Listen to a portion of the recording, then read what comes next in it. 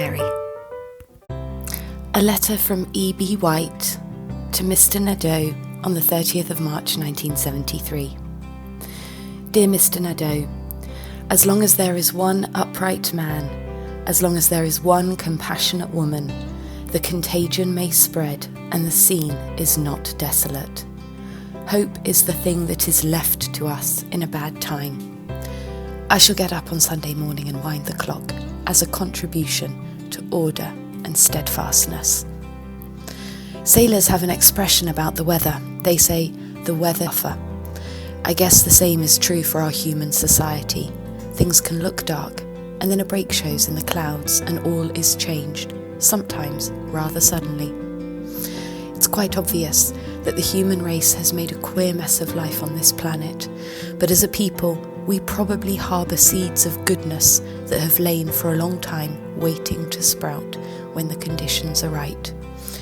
Humans' curiosity, their relentlessness, their inventiveness, their ingenuity have led them into deep trouble. We can only hope that these same traits will enable them to claw their way out. Hang on to your hat, hang on to your hope, and wind the clock, for tomorrow is another day. Sincerely, E.B. White. What inspires hope for me is the album After Laughter by Paramore, especially the song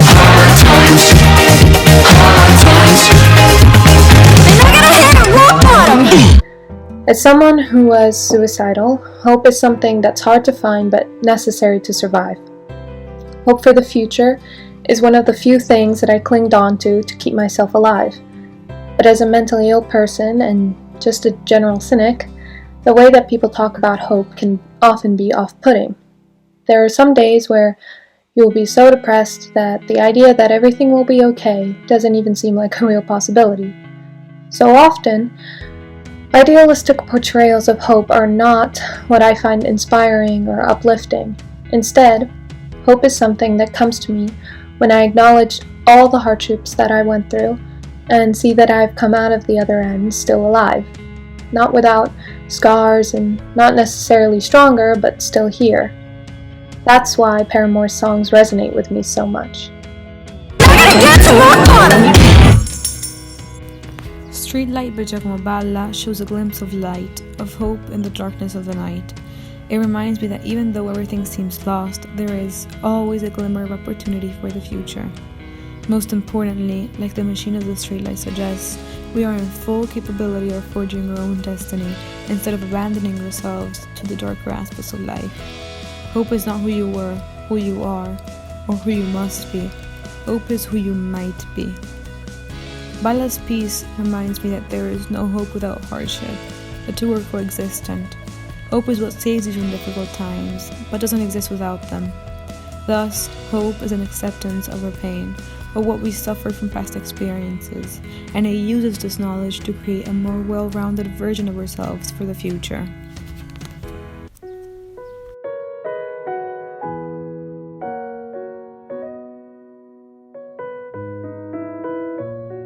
Good Bones is a poem by Maggie Smith that was then turned into a short film. I find myself continually coming back to it, particularly during the current moment. The motion poem serves as a shield against pessimism and apathy. While it at first may seem full of despair, it ends on a note of hope and possibility, and that hope and possibility are gifted to us through a sense of agency. By recognizing and investigating the ailments of the world, by wrestling with individual and collective sadness, we can learn to cultivate compassion. Despite the many failures throughout history that continue to this day, and perhaps because life is short, the human impulse to love and to care for persists. Humanity has the capacity to, quote, make this place beautiful. And indeed, it is the ceaseless attempt to do just this that brings light into this world. Hi everyone! To me, something that has given me a lot of hope during quarantine has been nature overall. So in terms of art, this means the art of sunrises and sunsets. So this includes San Giorgio Maggiore at Dusk by Claude Monet, along with sunset and sunrise photography that I've taken myself in the past.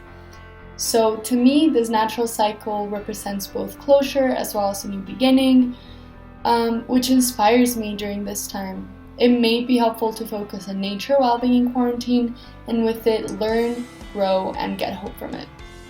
The beauty of a transitional stage, as we may see in sunrises and sunsets, may empower us to understand our transformational potential and really embrace any situation, no matter how daunting it may seem.